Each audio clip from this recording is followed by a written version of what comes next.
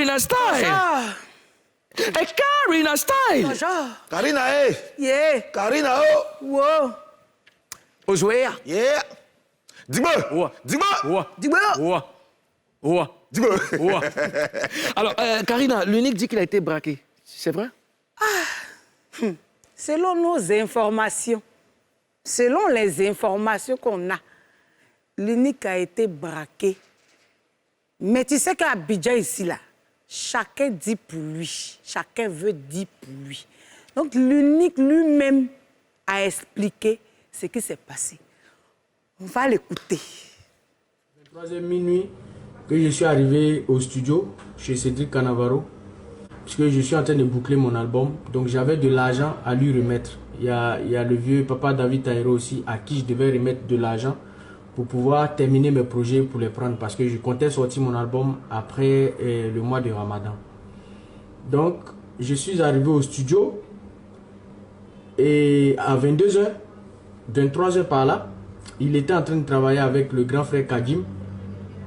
Et il m'a dit, bon, il faut attendre quand je vais finir avec le vieux père Kadim, on va se voir et puis on va boucler ce qu'il a fait. Donc je dis, ok, il n'y a pas de souci. Comme j'avais un petit creux, je dis, bon, je vais chercher à aller manger quelque chose. C'est en ce moment-là que je sors, je prends la voiture, je vais pour acheter à manger. Et en bordure de route là où j'étais, je cherchais le câble de mon téléphone pour brancher. Mon téléphone. C'est en ce moment-là qu'il y a deux individus qui sont venus. Ils ont ouvert ma portière. Moi, j'ai dit, hey. Dès qu'ils ont ouvert ma portière, ils m'ont pointé l'âme. Ils m'ont pointé l'âme là, sur le côté, et il m'a dit, descends, donne tout ce que tu as. Donne tout ce que tu as. Tu ne touches à rien, tu donnes tout ce que tu as. Donne l'argent. Donc j'avais mon sac dans lequel j'ai mes pièces et mes trucs. C'est le premier truc qu'il a pris d'abord. Et j'avais l'argent que je devais remettre aux différents arrangeurs. Ça, je l'avais dans le coffre à gants. Donc, il m'a dit, laisse tout. Donc, ils m'ont fait descendre. Je suis descendu de la voiture. J'ai tout laissé. Et ils ont fait ce qu'ils avaient à faire. Ça s'est passé à Angré, au rond-point à dos. Donc d'autres ont groué, ils sont allés au commissariat du 35e qui n'est pas loin pour aller leur dire là-bas qu'il y a des braqueurs au rond-point. Donc les braqueurs là, quand ils ont fini de braquer, maintenant là ils prennent leur moto pour partir. Ils vont prendre leur moto maintenant pour partir. Démarre la moto ne démarre pas. Ils sont restés près de peut-être 5 minutes comme ça, en train de chercher à allumer leur moto qui ne s'allume pas. C'est-à-dire tu vois ton agresseur, ton braqueur qui est devant toi, sa moto ne s'allume pas, il ne peut pas partir, il est là et tu es impuissant, tu ne peux rien faire. Je ne sais pas qu'est-ce qui m'est traversé la tête, mais je me suis dit non, c'est trop d'injustice et franchement, il fallait faire quelque chose. Quand ils ont pris leur moto à démarrer, qu'ils ont démarré, c'est en ce moment aussi j'ai démarré ma voiture et puis j'ai commencé à les suivre. Donc, je les ai suivis de Angré. Ils sont passés dans tout Rivera. On a fait au moins pratiquement peut-être 10 à 15 minutes de course-poursuite. Ils étaient à moto, j'étais dans ma voiture, je les poursuivais.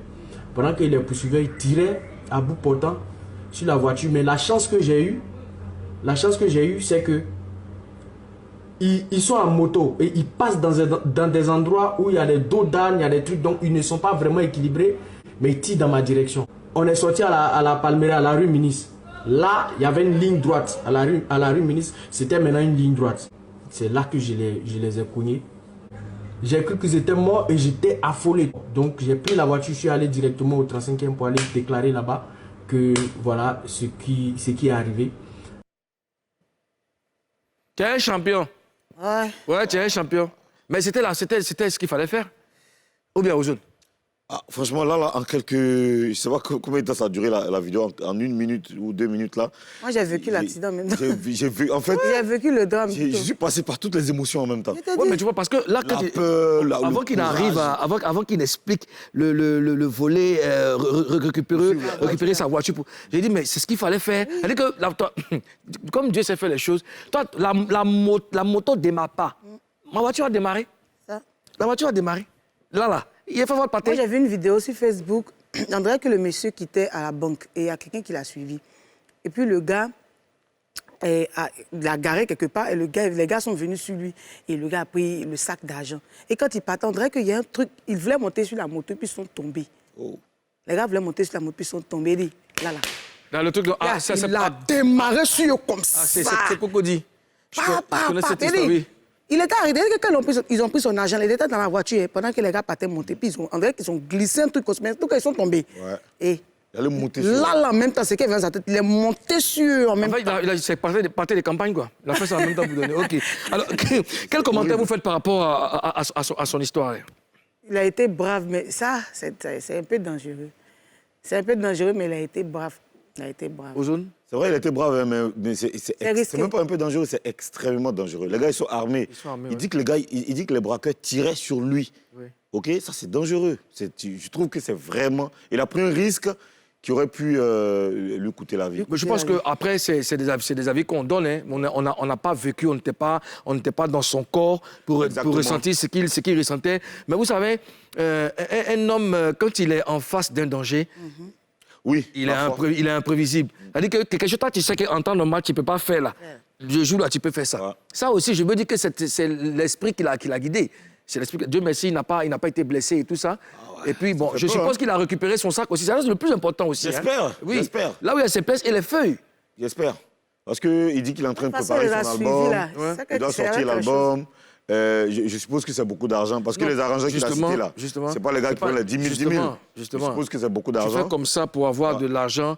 Les gens viennent comme ça, bêtement, comme ça, te prendre tes sous. Je dis que il a joué son bateau. Je dis qu'il a sacrifié sa vie. Oui, c'est pour ça qu'il faut faire attention. Dès que tu t'assois dans ta voiture, tu condamnes les portières. Il faut le faire. Tu condamnes les portières. Et puis, il faut faire attention à tous ceux qui passent. Oui, après, on ne sait même pas qui. Justement, après, tu sais que les gens, ils ont beaucoup de scénarios pour tu vois, il y a des gens qui se font passer pour des vendeurs ambulants et qui viennent là, qui mettent la main dans la voiture. Il y a trop de choses. Donc, aujourd'hui, on est obligé de faire attention à tout le monde. En tout cas, force à toi, l'unique. Et puis, c'est le lieu de rappeler à tout le monde de faire attention. Personne n'est épargné. Faites beaucoup attention. Quand vous marchez, quand vous êtes dans un véhicule, partout où vous êtes, faites beaucoup attention. Voilà.